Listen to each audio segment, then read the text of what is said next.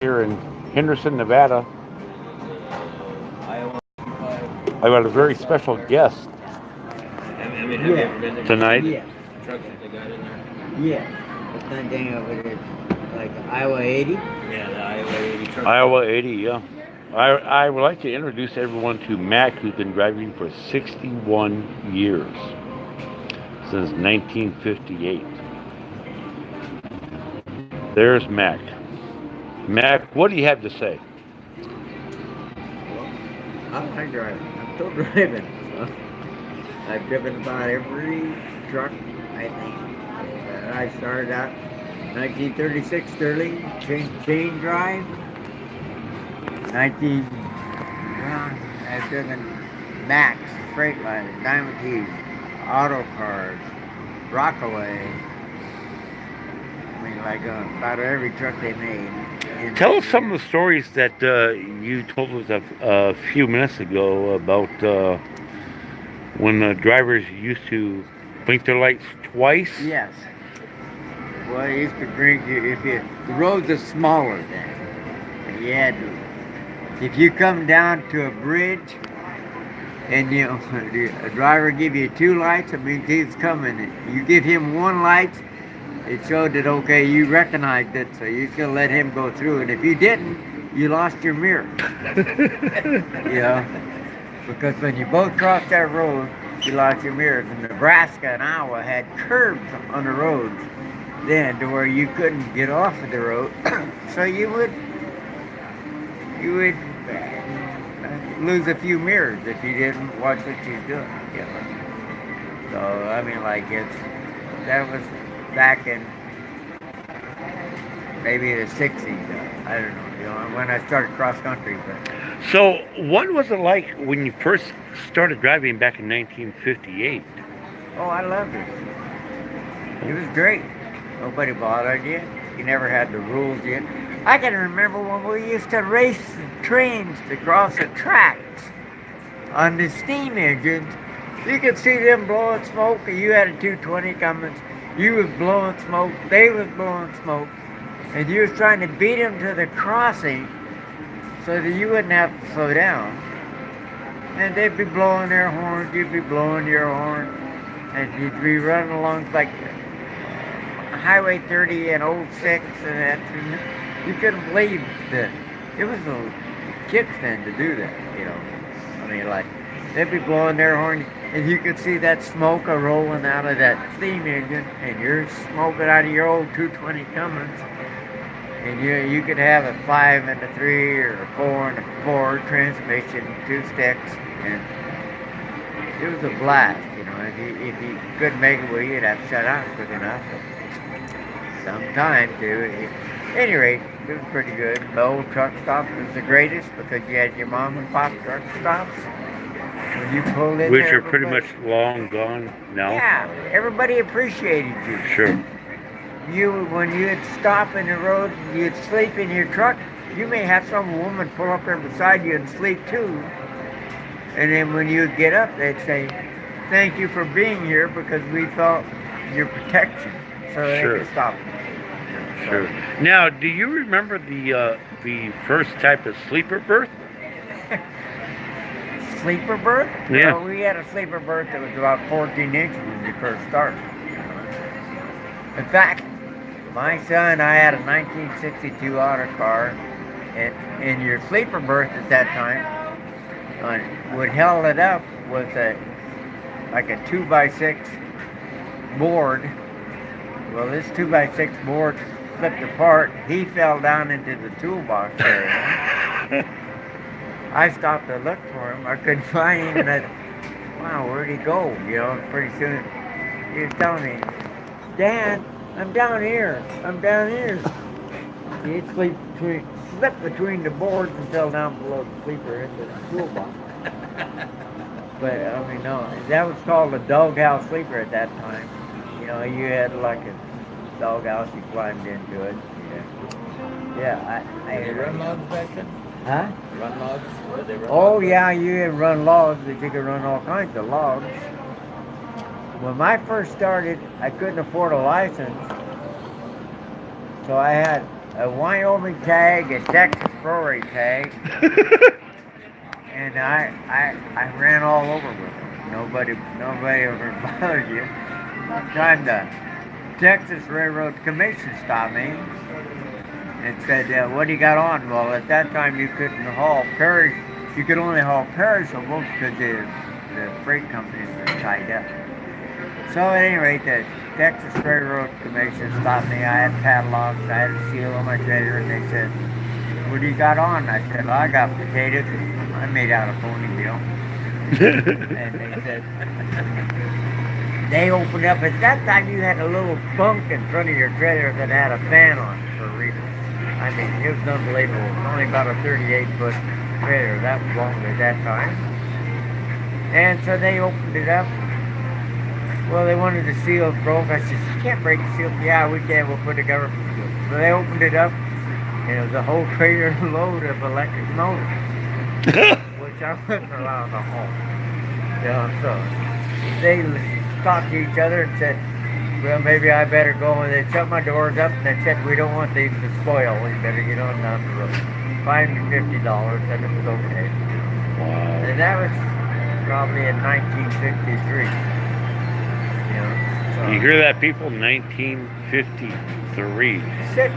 Oh, 63. Don't make me older than I am. Okay. I'm so sorry, Mac. So, do you remember when the first DOT scales came out? Or were they out back in the 50s and 60s? Well, they always had DOT, but they never bug you like they do now. You know, they never. You could not get like an ICC authority before MT come on, because all the big companies had it. You had to have gateways, you know, and only an old driver know what a gateway is anyway. You had to be able to, if I leased to somebody like Curtis. Well, that's Dave right there. You know, if you did that, if you learned it, like you had to lease to a bigger company, and then you had to have gateway, and you had to go gateway. You may have to go 200 miles out of route to get to that gateway to go over the pass, like say in Loveland, or when you had Loveland Pass, you had Vail Pass, you had Wolf Creek Pass, you had all these passes that was really hard to go over then, you know. It wasn't really hard, but the law made it harder, you know. Sure. In fact, they was looking for me one night when I was going over Wolf Creek Pass, and I'd passed the scale at the bottom when it was open. Before I got over it, they closed. I was up there for 9 or 10 hours trying to get over that pass in a snowstorm. And when I come down to the other side of it, they didn't know I was there, and I looked like a boat with a ski tail behind me. and I come through their blockage. Crazy, you know. They didn't know I was there. They didn't think I was there. At the time, my wife, they'd call my wife to see if she knew where I was at. She said she didn't really give a damn where I was at as long as I wasn't home. You know, something like, trucking has changed. Sometimes. Tell us how it's changed. Well, for one thing, you didn't have all the laws you got now. You know, you didn't tell you when you could stop and take a crap, when you could stop and eat. Right. When you loaded and you unloaded. You know, like if you was loading, you could get to sleep and go to sleep. And, On that little 14-inch bed. Well, yeah. I mean, Yeah. like, that's what you had. Yeah. Call it a bed. But I could Yeah. sleep. I could. We had an old Diamond T that was I drove for a guy named Blue Box.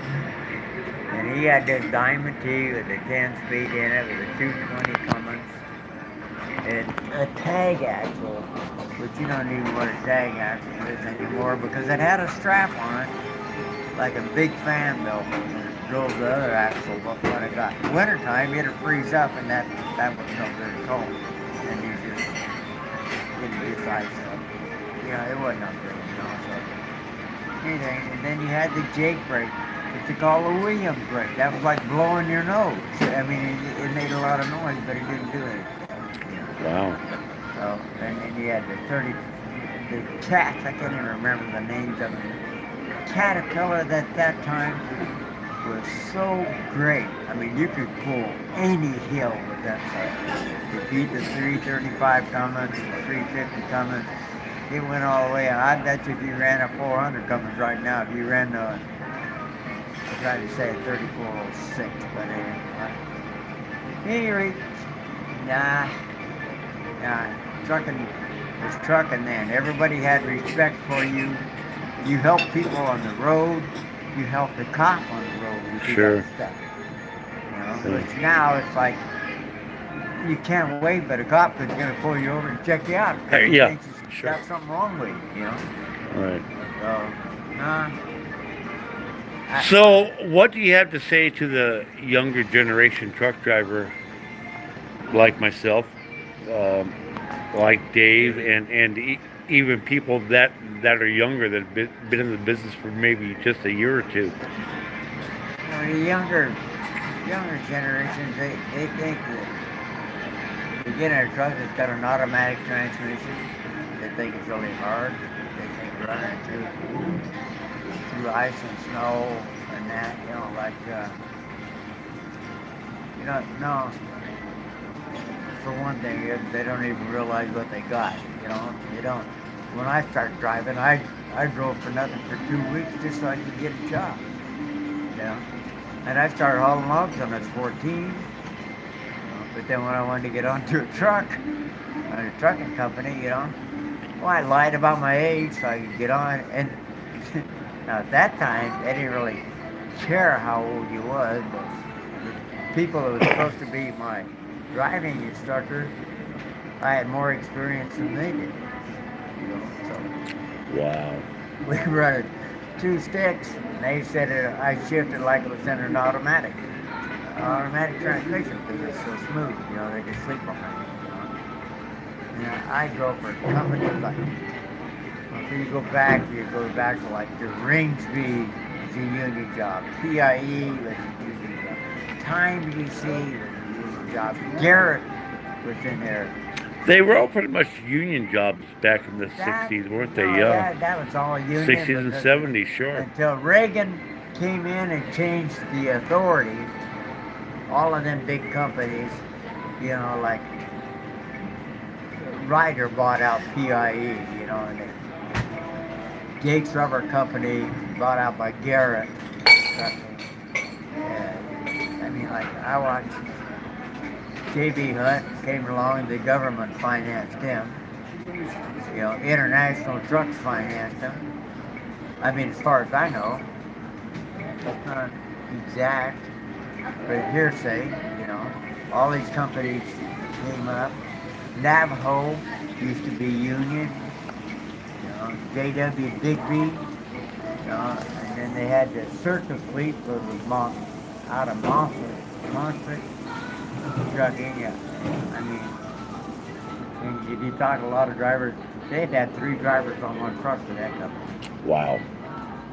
But they call that, he was the Interstate 80 fleet. When you seen him coming up behind you, you just got out of the way. Because they was running 3-man teams, and let me tell you what, they ran from L.A. to New York. In like a day and a half, pretty much. I don't know, but Maybe 2 days. It's called the Circus Company. And the trucks was like orange and blue, all kind of. It's good. The Montfort fleet, they was good. But the thing of it is that all these companies, Ringsby, I mean the original Ringsby, that was the old man died. Kids took it over. Navajo was one time union. I mean, like ICX.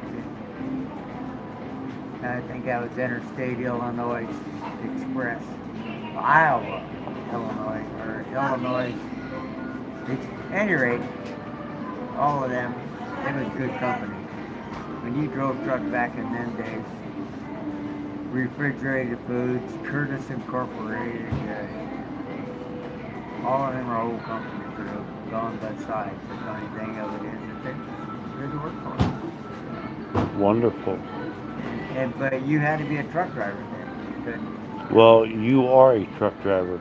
You may pull Loveland Pass before they had the tunnel. I mean, you may pull it at 13 mile an hour. Actually, you could get your driving partner to get out and walk beside the truck as slow as you went up.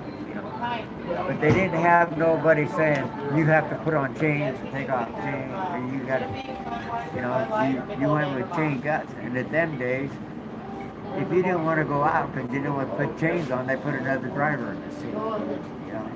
I'll see. bet you in 20 years of running them passes, Wolf Creek, Lovelands, Dale, Monarchs, I'll bet you I didn't put on chains 10 times in 20 years.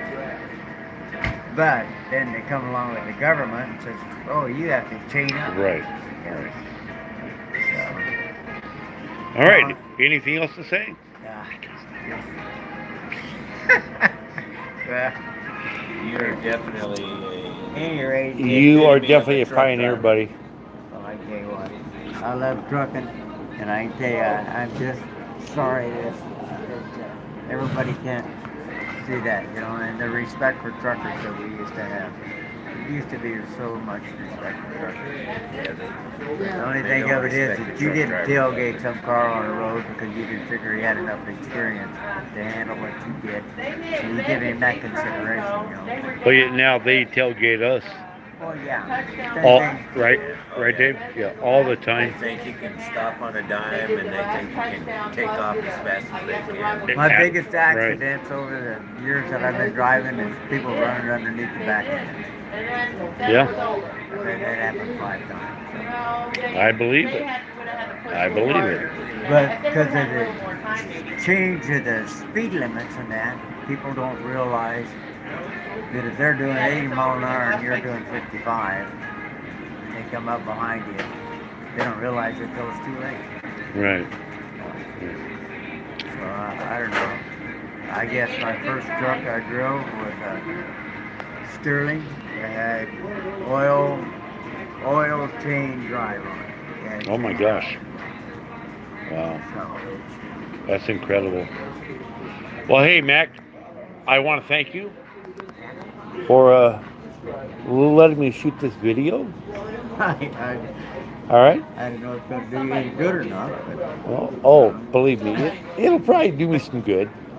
I would like to say something else, though, that Sure. OIDA Sure. is really a good thing for trucking company for the owner operator in the trucking business. Oh, yeah.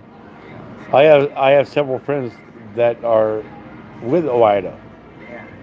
So, But at any rate, thank you very much. well, thank you. All right. I hope this Really- won't get neither one of us in trouble. No, you won't get us in trouble, darn it. Now, how do I stop this thing here? Okay. Oh, maybe right there. Chain